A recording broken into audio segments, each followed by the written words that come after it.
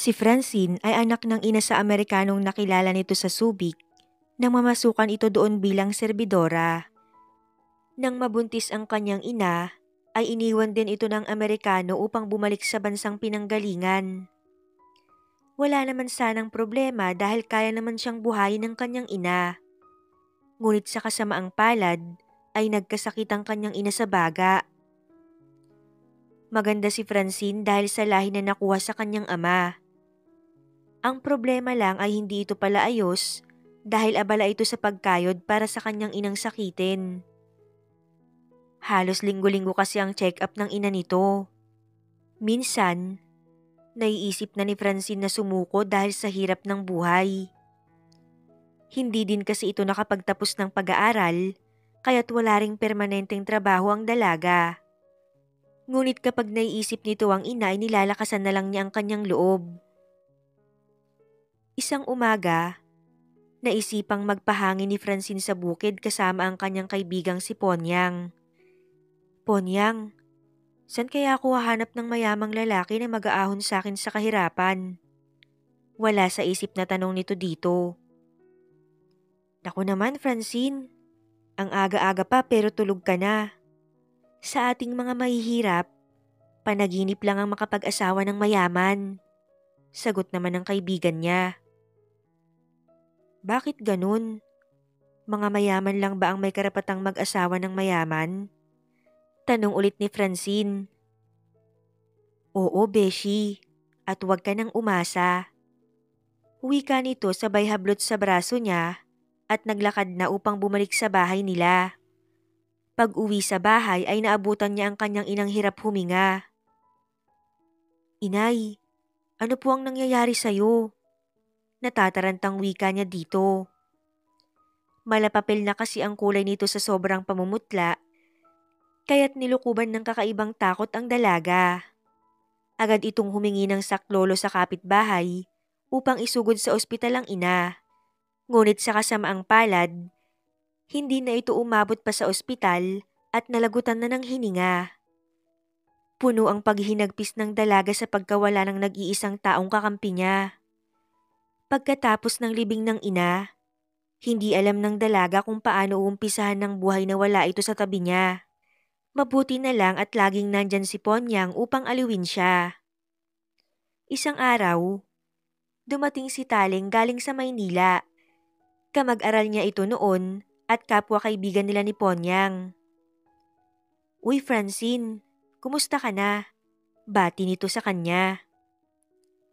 Ito hindi okay. Wala nang kasama sa buhay. Malangkot na sagot ni Francine. Sorry ha, hindi ako nakauwi sa lamay ni tita. Wika naman ni Taling.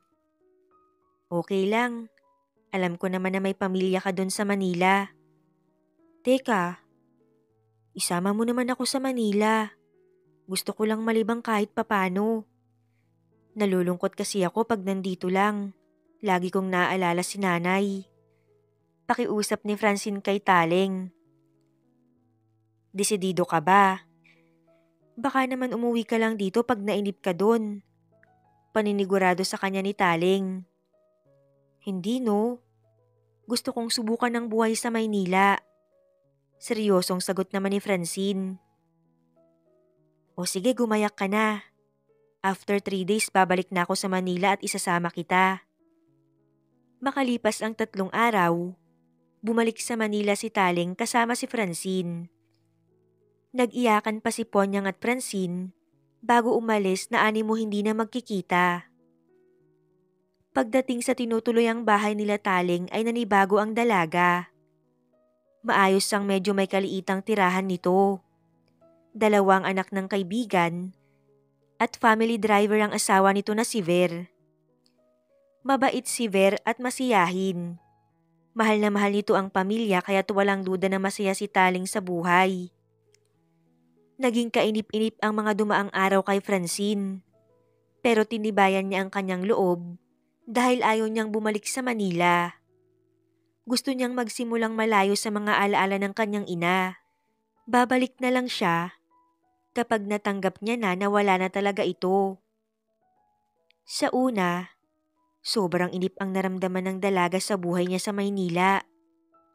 Palibhasa ay laking probinsya. Hinahanap-hanap niya ang buhay doon. Pero hindi nagpatalo ang dalaga sa nararamdaman, kaya't nagumpisa itong humanap ng trabaho. Dahil wala namang pinag-aralan, serbidora lang sa isang kainan na malapit sa isang construction site ang nakuha niyang trabaho. Tuwang-tuwa na siya dahil kumpara sa probinsya, mas malaki ang sahod niya. Para sa kanya kasi malaki na ang 300 pesos sa isang araw at libre pa ang pagkain. Dahil likas na maliksi kumilos, tuwang-tuwa sa kanya ang may-ari ng karinderya na si Aling Maming. Mabait at likas na palatawa ang ginang. Laking pasasalamat ni Francine at natagpuan nila ito bilang amo. Malapit lang ang trabaho niya sa bahay nila Taling, kaya't naglalakad na lang siya papunta at pauwi. Unti-unting nasanay ang dalaga sa buhay niya sa Maynila. Minsan, naaalala pa rin niya ang ina ngunit nilalabanan niya na lang ang lungkot. Sa unang sahod ni Francine, ibinigay niya kay Taling ang kalahati upang maipanggasto sa bayarin at pagkain nila. Ayaw tanggapin ni Taling noong una. Ngunit ipinilit niya sa kaibigan, kaya naman wala na itong nagawa. Taling, magagalit ako kung ibabalik mo sa akin yan. Konti lang yan kumpara sa pagtanggap niyo dito sa akin ni Ver. Isa pa, wala naman akong ibang kailangang padalan. Pansarili ko lang yan kaya okay lang. Wika niya kay Taling. Sige na nga kung yan ang gusto mo. Bahala ka na. Nakangiting sagot naman sa kanya ni Taling. Hindi na malayan ng dalaga ang mga araw at nag-e-enjoy na siya.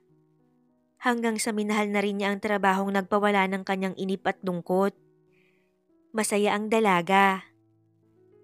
Hanggang sa makabili na rin siya ng phone kahit namumurahin lang. Madalas din na inaaya siya ng kaibigan sa mga magagandang pasyalan doon tuwing day off niya. Hanggang isang araw, nakilala niya si Raymond. Bagong foreman ito sa construction site, binata at mabait. Dahil likas na maganda si Francine, niligawan siya nito. Lalo kasing lumabas ang gandang foreigner ni Francine sa pamamalagi niya sa Maynila. Flawless nga sabi ng mga customer nila, kaya naman marami ang humahanga sa kanya. At isa na nga si Raymond sa naakit sa kanyang kagandahan. Lubos ang panunuyo sa kanya ni Raymond, kaya't makalipas lang ang isang buwan ay sinagot niya na ito. Hindi nagtagal, ipinakilala na rin ni Francine ang nobyo kay Taling.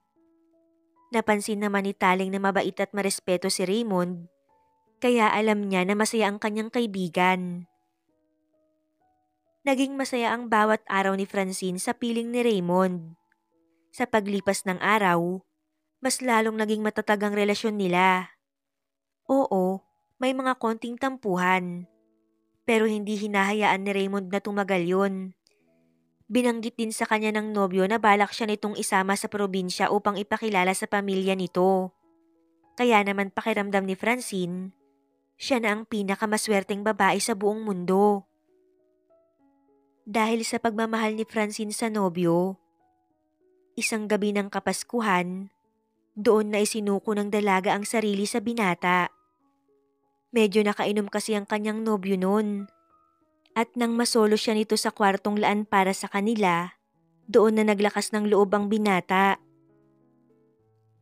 Han, pwede ba kitang halikan? Pakiusap nito at tumango na lang ang dalaga. Alam din kasi niya na may kasunod pa ang gagawin nito at hindi naman siya inosente upang hindi maunawaan yun. Kaya't nang umpisahan siya nitong halikan, ay nilabanan din niya yon ng buong alab at pusok. Doon na nagsimulang lumalim ng lumalim ang mga kaganapan. Hindi man niya alam kung ano ang ginagawa ng nobyo ay hindi naman siya tumutol. Napaigtad lang siya noong una dahil nga first time niya. Ngunit bumawi naman ang dalaga at humawak ito sa liig ng binata at hinayaan niya ng malayang gawin ito ang nais. Nilasap ng dalawa ang sarap nalaan para sa mga taong nagmamahalan. Kapwa pawisan ang dalawa ng matapos. Bagamat may kirot, masaya na nakatulog si Francine yakap ang nobyo. At dahil wala pa ang pamilya ni Taling at nasa probinsya, si Raymond ang kasama ng dalaga sa bahay. Kaya't malaya ang dalawa na gawin ang gusto nila pagdating nila galing trabaho. Sobrang in-enjoy ni Francine ang pagpapaligaya ng nobyo sa kanya. Halos wala silang kapaguran kung hindi pa sasabihin ng dalaga na may pasok pa ito kinabukasan, hindi pa siya nito titigilan. Kaya't pagdating sa trabaho, puyat at kulang sa tulog ang dalaga. Mabuti na lang at malakas ang kanyang resistensya. Han, gusto mo bang magsama na tayo? Maghanap na tayo ng mauupahan. Gusto na kasi kitang makasama. Pakakasalan naman kita pero mag-iipon muna ako. Sa probinsya kasi kita gustong pakasalan. Walang ano-ano ay wika ng nobyo kay Francine. Nabiglaman ay lubos na natuwa ang dalaga at pumayag ito. Oo, Raymond. Mahal na mahal kita at sasama ako sa'yo kahit saan. Wika pa niya pagkatapos ay kapwa nagyakap ang dalawa. Pagdating sa bahay nila Taling, agad na nagsabi ang magnobyo. Taling, ipapaalam ko na sa'yo si Francine.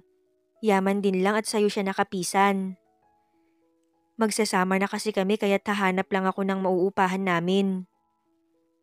Huwag kang mag-alala. Pakakasalan ko siya, Taling. Maluha-luha naman si Taling at batid kasi niya na mabait ang binata. May trabaho ito kaya't alam niya na mapapainam ang kaibigan. Sige, Raymond. Alam ko naman na mahal niyo ang isa't isa kaya hindi ko na kayo pipigilan pa. Sagot pa ni Taling. Sa araw ng pag-alis ni Francine, nag-iyakan pa nga ang dalawa. Hoy, akala mo naman hindi na kayo magkikita. Sabad naman ni Ver sa magkaibigang kapwa emosyonal. Pagdating sa uupahang bahay ay natuwa ang dalaga. Nagustuhan niya ang nahanap na uupahan ng nobyo. Sakto lang ang laki nito at may sarili pang banyo. May maliit na sala, isang kwarto at may mini kusina din. Masaya ka ba, Han? Agaw atensyon sa kanya ni Raymond nang malapitan siya nito. Oo, Han. Sobrang saya ko. Sagot naman ni Francine. Tara, binyagan na natin ang kwarto. Wika ng lalaki, kahit hindi pa naayos ang mga gamit na dala nila. Napatili pa siya nang buhatin siya ng nobyo at ipasok na sa kwarto. Doon nga ay mainit na nagsagupaan ng dalawa. Todo bigay ang mga ito at walang pag-aalinlangan dahil sarili nila ang bahay kaya malaya nilang pinakawalan ng mga ungol na tanda ng sarap ng kanilang nilalasap. Halos mamaos ang dalaga bago siya tantanan ng nobyo, hanggang sa nakatulog na ang mga ito dahil sa sobrang pagkapagod. Lumipas ang mga araw, naging maayos ang pagsasama ng dalawa. Masayang masaya si Francine at sa tingin niya, kasal na lang ang kulang para maging lubos ang kanyang kaligayahan sa piling ni Raymond. Isang araw, nagsabi si Raymond na uuwi sila ng probinsya upang personal na ipakilala sa mga magulang nito. Kasabay nun, a-attend na rin si Raymond ng reunion ng kanyang mga high school batch. Ngunit bigla namang tumawag si Taling upang hingi ng kanyang tulong para bantayan ng mga anak nito. Dahil isinugod sa ospital ang asawa nitong si Ber upang operahan sa appendicitis. Kaya't hindi nakasama ni Raymond ang kinakasama pag uwi ng probinsya. Kinabukasan pagdating sa probinsya, nagpahinga lang si Raymond upang may lakas siya para sa reunion na gaganapin din kinagabihan. At pagsapit nga ng gabi, nagtungo na si Raymond sa reunion. Pagdating doon ay puno ng kamustahan ang mga magkababata. Medyo matagal na rin kasi nang magkita-kita ang mga ito, kaya't masayang-masaya ang lahat. Bumaharin ng alak at pagkain sa hapag. Puno ng kwentuhan at kumustahan. Magkatabi ang mag-best friend na si Raymond at Bernie. At malapit lang sa kanila ang kabatch nila na si Joanna. Matagal na itong may gusto kay Raymond. Bro, ikaw, kailan ka mag-aasawa? Tanong ni Bernie, sabay tapik sa braso niya. Malapit na bro. Meron lang emergency kaya hindi ko naisama ang girlfriend ko. Sagot naman ni Raymond na masayang-masaya ang muka nang maalala ang kanyang nobya. Nalungkot si Joanna sa sagot ng binata. Uy, i-invite mo naman kami Raymond. Sabat naman ni Lani, ang isa nilang kabatch nakatabi lang ng lasing na si Joanna. Oo nga naman Raymond. Hihintayin namin ang invitation mo ha. Sabad naman ni Joanna kahit ang totoo, hindi niya matanggap na may ibang babaeng mahal si Raymond. Oo naman. Invited kayong lahat mga kabatchmate. Dito ko naman balak pakasalan yung nobya ko. Game na sagot naman ito sa kanila. Sa paglalim ng gabi, lalong bumaha ng alak. Halos 2:00 na ng umaga nang isa-isang magpaalam ang mga kaklase ni Raymond. Naiwan si Bernie, Raymond, Lani at Joanna. Hindi kasi makaalis si Lani dahil walang kasama si Joanna na sa sobrang pagkalasing ay hindi na makatayo. Ano ba Joanna? Mahiya ka naman. Tayo na lang dalawa ang naiwan dito. Halika na kasi. Sabi pa ni Lani na naiinis na. Iinom-inom kasi hindi naman pala kaya. Dagdag pa nito at pilit pinatayo ang dalaga. Tinulungan naman ito ni Raymond. Maya-maya pa, dumating na ang sundo ni Lani. Ako na ang bahala kay Joanna. Sige na mauna ka na Lani. Idadaan na lang namin ni Bernie sa bahay nila. Voluntaryo naman ni Raymond. Sige Raymond, salamat. Pasensya ka na ha. Hinging paumanhin ni Lani sa kanya. Nang makaalis ito ay pinagtulungan naman ni Bernie at Raymond na isakay sa tricycle ang dalaga. Pagkatapos, ibinilin na ni Bernie ang dalaga kay Raymond. Magkatabi sila ni Joanna sa loob, kaya't malayang inihilig ng babae ang katawan sa kanyang crush. Ang binata naman ay patay mali siya lang. Alam niya kasi na lasing lang ang dalaga kaya wala itong alam sa nangyayari. Pagdating sa bahay nila ay tulog na ang dalaga. Kahit anong gawin ni Raymond ay talagang nabubuwal si Joanna, kaya no choice siya kundi ihatid ito mismo sa loob ng bahay. Nahirapan siya dahil sa totoo lang, marami na rin siyang nainom. At pakiramdam niya ay mas lalo siyang nalasing dahil sa pag-alalay kay Joanna. Hanggang sa hindi na malayan ng binata, na hinatid na pala niya ang dalaga sa kwarto nito. At doon bumagsak sila sa kama nito. Dahil sa sobrang pagod at kalasingan, nakatulog na ang binata na katabi ang dalaga. Sinamantala naman yun ng dalaga at agad nitong hinubaran ng saplot sa katawan si Raymond. Pagkatapos ay sinunod nito ang sarili. Hindi nagtagal ay tumabi na siya sa binata at niyakap ito ng mahigpit. Hanggang sa nagpatangay na sa antok ang dalaga. Bahala na bukas, sabi pa nito sa sarili. Ang mahalaga ay mapasakan niya ang lalaking matagal na niyang gusto. Mataas na ang araw nang maalimpungatan si Raymond sa ingay. Wala sa loob na nag-inat pa ito dahil buong akala niya ay sa bahay siya nakatulog. Kaya't nagulat siya nang may humablot sa kanya sa higaan. Raymond, bulalas ng dalaga. Tila binuhusan ng malamig na tubig ang binata dahil sa pagkabigla. Lalo pa siyang nalito nang makita niya ang katawan niya na walang kahit anong nakabalot. Nang sa wakas ay mapatingin siya kay Joanna, lalo lang siyang nalito. Nakatakip ng kumot ang katawan nito, ngunit nakakalat sa sahigang mga damit. Pati na rin ang panty nito. Anong nangyayari? Nalilito niyang tanong sa sarili. Nagtataka siya dahil wala siyang matandaan sa sobrang kalasingan niya. Napahawak na lang sa sentido si Raymond dahil sa problemang kinakaharap. Maya-maya lang ay kaharap niya na ang mga magulang ni Joanna. Ano to Joanna? Nagtatakang tanong ni Raymond sa dalaga. Hindi na kinaya ng binata ang katahimikan at tinanong ang nakayukong si Joanna. Ngunit hindi ito kumibo at nagsimula ng umiyak. Anong ano to? Hindi mo ba alam na pinakailaman mo ang anak ko? Galit na sigaw ng ina ng dalaga. Hindi po. Nagkakamali po kayo. Wala pong nangyari sa amin ng anak nyo. Paliwanag ni Raymond. Lalo namang lumakas ang hagulgol ni Joanna. At sa tingin mo ay maniniwala kami na hindi mo ginalaw ang anak ko? Hindi ka makakalusot sa ginawa mo. Wika naman ng ama ni Joanna na halatang nagtitimpi lang. Aba, wala po talaga akong matandaan na may ginawa ko sa anak nyo. Ang mabuti pa, ipamedical natin siya para malaman nyo na nagsasabi ako ng totoo. Tanggi ni Raymond. At paano naman ang kahihiyan namin, Aber? Aba, Raymond, nasa probinsya tayo. At ayan ang mga marites. Nasa labas na at pinagchichismisan na kayo. Babae ang anak ko kaya panagutan mo siya. Matigas na wika ng ina ni Joanna. Meron po akong nobya at siya lang ang pakakasalan ko. Matatag na wika ni Raymond. Kung ganun, ihanda mo na ang sarili mo dahil ididemanda ka namin.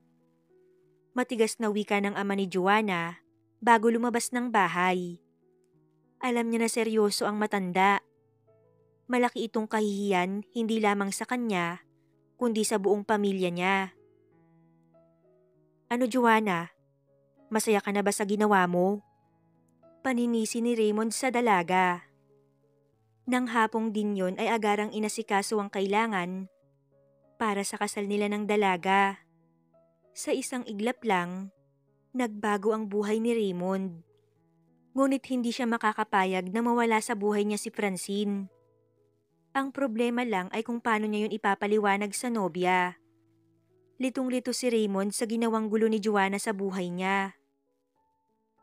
Makalipas ang 5 araw, ikinasal sa West si Joanna at Raymond. Pagkatapos ng kasal, dali-dali ring lumawas ng Maynila si Raymond. At pagdating sa Maynila, diretso si Raymond sa bahay nila ng nobya. Nadat na naman niya itong naglalaba.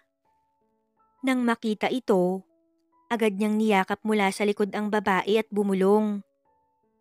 Mahal na mahal kita, Han. Huwag mo kong iiwan ha. Muntik pang maluha ang lalaki sa tinuran. Ano yun, Han?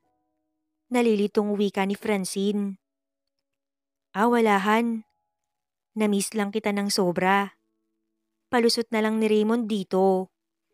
Pagkatapos nun ay binuhat nito ang nobya at agad dinala sa kwarto upang mas ipadama sa nobya ang labis niyang pagmamahal dito. Umaasa siya na balang araw, pag nalaman nito ang katotohanan ay mapapatawad siya. Samantala, masaya namang nakatulog kahit pagod ang katawan ng dalaga. Wala itong kaalam-alam sa mga problemang dadating sa mga susunod na araw. Kinabukasan, nagising si Raymond at Francine sa malakas na kalabog na animoy may binato. Kasunod nun ay sigaw ng babae na halatang galit na galit. Agad na bumalikwas ng bangon ng dalawa. Doon sa labas, nagsisigaw naman si Joanna na sadyang inaagaw ang atensyon ng mga kapitbahay. Lumabas ka dyan, babae. Ilabas mo ang asawa ko, higad ka. Desperadang sigaw ni Joanna. Agad namang napalabas ng bahay si Francine na takang-taka dahil sa mga narinig. Bungad sa harap niya ang nagwawalang babae. Wala pang suklay ang dalaga na halatang kagigising lamang. Samantalang nang marinig naman ni Raymond ang boses ng babae, alam agad niya na si Joanna yun. Sino ka at bakit ka nang gugulo dito? Hindi po kita kilala. Sabi ni Francine sa di kilalang babae. Tiningnan siya ng babae mula ulo hanggang paa, pagkatapos ay nagsalita. Ako lang naman ang asawa ng kinakalantari mo. Maganda ka naman. Bakit hindi ka maghanap ng binata? Sagot nito sa mataray na salita. Napanganga naman si Francine dahil sa sagot ng babae. Magpapaliwanag ako, Han. Makinig ka muna sa akin. Natatarantang wika ni Raymond pagkatapos ay hinila si Joanna. Tumigil ka na, Joanna, kung ayaw mong masaktan. Huwag kang gumawa ng gulo dito. Alam mo namang hindi kita gusto at pinikot mo lang ako. Di ba sinabi ko naman sa'yong babalikan ko ang girlfriend ko? Mahal ko si Francine kaya tigilan mo na kami. Paano naman ako? Sabi naman ng babae kay Raymond. Hindi pa ba sapat sa'yo na pinakasalan kita? Sagot naman ng lalaki dito. Hindi. Kasi ang gusto ko, magsama tayo. Mahal na mahal kita, Raymond. Umiiyak na wika ni Joanna sa asawa. Pwes, ako hindi kita mahal, kaya umalis ka na. Galit na sagot ng lalaki. Hindi to pwede, Raymond. Handa akong ipaglaban ka at ang kasal natin. Gagawin ko ang lahat. Sagot ng babae sabay pahid ng luha pagkatapos ay umalis sa lugar na yun. Pagpasok naman sa tinutuluyan, umiiyak sa sobrang kahihiyan ng babaeng minamahal. Totoo ba, Raymond, nakasal kayo ng babaeng yun? Nakayukong tumango naman ang lalaki sa kanya. Doon ay lalong lumakas ang palahaw ni Francine. Kung ganun, ano mo ko? Kabit? Kailan pa, Raymond? Bakit mo naman ako niloko? Sunod-sunod na tanong ni Francine dito. Habang umiiyak, doon ipinaliwanag ng lalaki ang nangyari pag uwi nito sa probinsya. Sa nalaman, nahihinang napaupo ang dalaga. Ano ngayon ang plano mo? Tanong ni Francine sa nobyo. Hindi naman kumikibo si Raymond. Ikaw ang mahal ko, Francine. Wala akong pakialam sa kanya. Ikaw lang ang gusto kong makasama. Wika ng lalaki. Pilit niyayakap ang dalaga pero umiiwas naman si Francine. Kaya't wala na itong nagawa. Dumaan ang mga araw at patuloy ang kalbaryo ni Francine sa mga panunugod ni Joanna. Mabuti na lang at may mga kapitbahay na tumutulong sa kanya. Ngunit sobrang nahihiya na siya, kaya't nagpa siyang umuwi na muna kina Taling. At doon ay pinakawalan niya lahat ng sama ng loob. Sorry, Francine. Kung sana ay hindi kita naabala sa araw na yon, baka hindi napikot si Raymond. Nakasama ka sana sa pag-uwi sa probinsya. Napakalupit naman ng kapalaran ko, Taling. Uli lang lubos na nga ako tapos yung nag-iisang taong nagmamahal sa akin naagaw pa ng iba. Paano na ako ngayon, Taling? Umiiyak na wika niya dito. May awa ang Diyos, Francine. Malalampasan mo rin yan. Sabi nito sa kaibigan. Mula noon, doon pansamantalang nanuluyan ang dalaga. Sa paglipas ng araw, nadiskubre ni Francine na nagdadalang tao siya. Nahirapan siya, lalo na't wala si Raymond na hinahanap-hanap niya. Mabuti na lang at merong tumutulong sa kanya kahit papano. Malaki ang pasasalamat ni Francine at may mga kaibigan siyang tulad ng mag-asawang Taling at Ver. Samantala, problemado man si Raymond ay nakahinga siya ng maluwag dahil hindi siya tuluyang iniwan ni Francine. Nang malaman niyang kila Taling lang ito pumunta, agad niyang kinausap ang mag-asawa at ipinaliwanag ang kanyang kalagayan. Nagpapasalamat naman siya sa mga ito dahil naiintindihan ng mga ito ang kanyang kalagayan. Isang hapon, nang dumating si Raymond ay nabigla siya nang madatnang maayos ang bahay. Napalitan na ang mga kortina kaya buong akala niya ay bumalik si Francine. Excited siya na pumasok sa kwarto nila. Tiyempo naman, nakalalabas lang ng banyo ni Joanna na bagong paligo pa. Maalindog man ang itsura nito, hindi man lang nakaramdam ng init ng lalaki bagkus galit ang kanyang naramdaman. Sagad na ba talaga sa kahihiyan ng buong pagkatao mo, Joanna? Pati dito sa bahay namin ng babaeng mahal ko ay nagsusumiksik ka. Nasaktan man ay hindi nagpahalata ang babae. Asawa kita, Raymond. Kung nasan ka, dapat nandun din ako. Bagkus ay matatag na sabi nito. Ewan ko sa'yo. Talagang ipipilit mo pa rin ang gusto mo. Padabog na wika ni Raymond bago lumabas at malakas na sinara ang pintuan. Doon pumatak ang luhang kanina pa pinipigilan ni Joanna. Mahal na mahal kita, Raymond. Piping anas nito, kasabay ng pagluha. Takot naman ang naramdaman ni Francine nang malaman niya na siya ay nagdadalang tao. Baka kasi malaman ng asawa ni Raymond at lalo siyang guluhin nito. Kaya't kahit masaya siya dahil magkakaroon na siya ng anak, kalakip naman nito ang sobrang takot. Wala siyang choice kung hindi ang makipag-usap kay Raymond, na alam niyang lihim siyang sinusubaybayan. Raymond, buntis ako. Wika niya sa lalaki. Talaga? Magiging tatay na ako? Magkakaanak na tayo, Francine. Masayang turan nito, sabay yakap kay Francine. Oo, pero gusto ko ng maayos na pamilya para sa anak natin. Kaya kung hindi mo magagawa ng paraan na maayos ang gusot niyo ng asawa mo, uuwi na lang ako sa probinsya. Uli lang lubos ako, alam mo yan. Pero ayaw kong habang buhay ay guguluhin tayo ng asawa mo. Kaya pakiusap lang, lumayo ka na sa amin ng tuluyan. Matigas na wika ni Francine. Aba, hindi naman pwede yan, Han. Alam mong sobrang mahal kita. Lalo na ngayon at dinadala mo ang magiging anak natin. Ako na ang bahala kaya wag ka nang mag-alala. Pangako gagawa ko ng paraan para sa anak natin. Babalikan ko kayo. Wika nito at umuwi na sa site.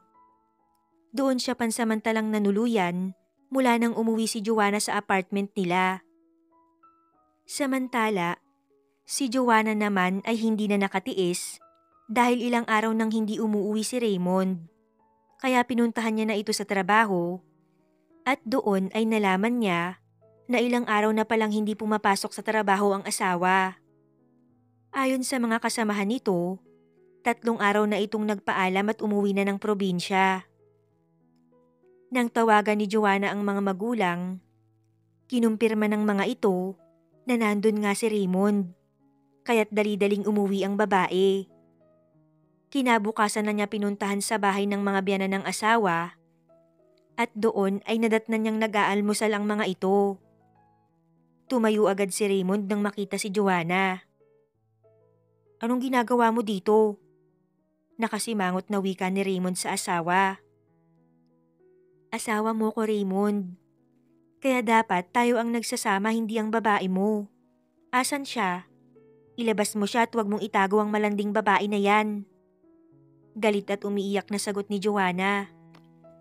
Huwag mo ngang pagsabihan ng masama si Francine. Wala kang binatbat sa kanya. Dahil mahal na mahal ko siya. Kung tutuusin, ikaw ang masamang babae at hindi siya. At para sabihin ko sa'yo, hindi ko siya kasama dahil sa panggugulo mo sa amin. Kung ganun, tayo na lang ang magsama, Raymond. Please, hirap na ako. Bakit ba hindi mo ko magawang mahalin? Umiiyak na wika ni Joanna kay Raymond. Pinakasalan lang kita dahil sa pagbabanta ng tatay mo. Siya ang sisihin mo kung bakit nangyayari sa'yo yan. Matigas na wika ng lalaki. Pero Raymond, mahal na mahal kita. Desperadang wika ni Joanna. Lecheng pagmamahal yan. Ang sabihin mo, sarili mo lang ang mahal mo. Hindi nga kita mahal, Joanna. Si Francine lang ang mahal ko at wala nang iba. Sigaw ng lalaki, pagkatapos ay hinawakan nito ang braso ng asawa at kinaladkad pasakay sa nag-aabang na sasakyan. Raymond, saan mo ko dadalhin? Kinakabahang wika ng babae.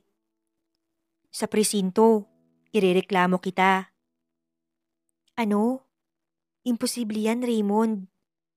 Asawa mo ko kaya anong irereklamo mo sa akin? May karapatan ako sa'yo. Naguguluhang sagot ni Joanna.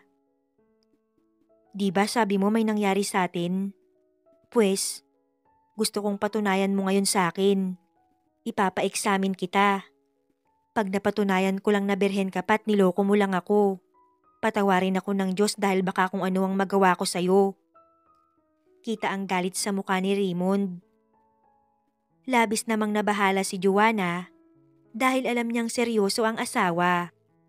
Natakot ang babae dahil totoo naman talaga na walang nangyari sa kanila ng gabing yun. Teka lang, bitiwan mo ko, Raymond. Pilit kumawala ang babae ngunit hindi pumayag ang lalaki. Hindi mo ko mapipigilan, Joanna. Ngayon pa lang ay tatapusin ko ang ginawa mong problema sa buhay ko. Pagdating sa presinto, mahigpit pa rin na hawak ng lalaki ang asawa. Sa takot na makulong, nagtapat na si Joanna ng totoo. Alam kasi niya na wala siyang lusot kung ipipilit ng asawa na ipa-examine siya. Sa huli ay pinili na lang niyang palayain ng asawa kaysa siya pa ang makulong sa pamimikot dito. Pagka-uwi ay hindi pumayag si Raymond na hindi sila magpirmahan sa barangay. Kasama din nito ang pangako na titigilan na nito ang panggugulo sa kanila. Pagkatapos ng lahat ay nakahinga ng maluwag ang lalaki. Tapos na ang unos sa pagmamahalan nila ng babaeng pinakamamahal. Dali-daling bumalik ng Maynila si Raymond at pinuntahan si Francine. Pinaliwanag niya dito ang mga nangyari at nangakong hindi na sila maghihiwalay pa. Nakatali man siya sa papel sa ibang babae, ang puso naman niya ay nakapangako habang buhay kay Francine, ang nag-iisang ina ng kanyang magiging mga anak. Sa huli, masalimuot man ang dinaanan ng kanilang relasyon, ang mahalaga ay sila pa rin ang magkasamang tatanda, kasama ang mga magiging anak nila.